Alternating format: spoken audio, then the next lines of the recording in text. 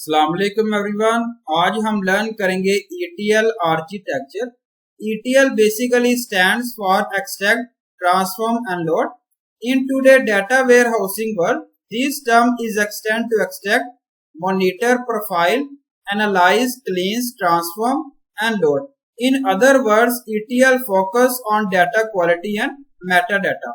ये architecture represent किया गया ETL का।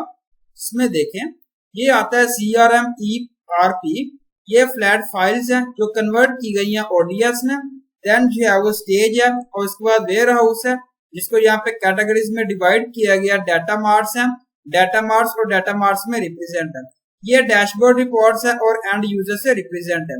नीचे जो है वो अनस्ट्रक्चर्ड डाटा ETL का और BI से आप जो है BI रिप्रेजेंट किए गए। Extraction main goal of extraction जो है वो कलेक्ट करिए डाटा सोर्स सिस्टम से as fast as possible and less convenient for these resources system.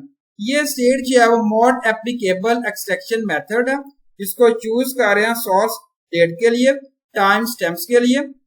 Database log tables है, हाइब्रिड है, डिपेंड कर रहा होता है सिचुएशन पे। ये एक्सट्रैक्शन रिप्रेजेंट है जिसमें देखें PPT फाइल्स है, XLS है, CSV है, PDF और डॉक्यूमेंट फाइल्स में इसको एक्सट्रैक्ट किया गया, रिप्रेजेंट किया गया। Transform and loading.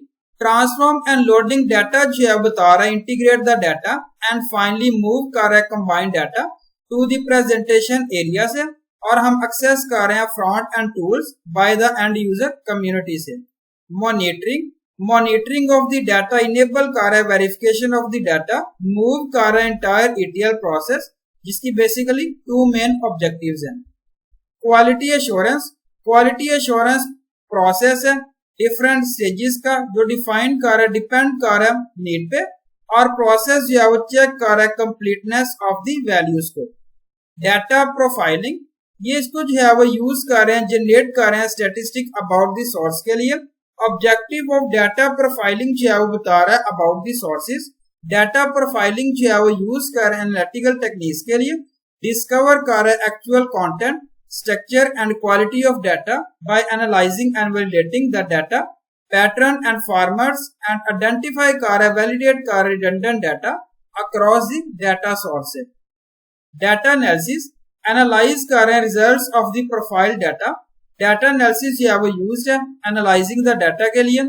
Easier to identify data quality problems है such as missing data, inconsistent data, valid data, constant problems है, parent child issues है such as orphans है, duplicated है। लास्ट आता है source analysis। source analysis में focus कर रहे हैं not only on the source, ये जो है वो सराउंडिंग्स पे। ये obtain कर रहा है source documentation। future of the source applications depend कर रही है upon the current data issues of origin और corresponding data models या metadata repositories में। Thank you so much. Allah Hafiz everyone.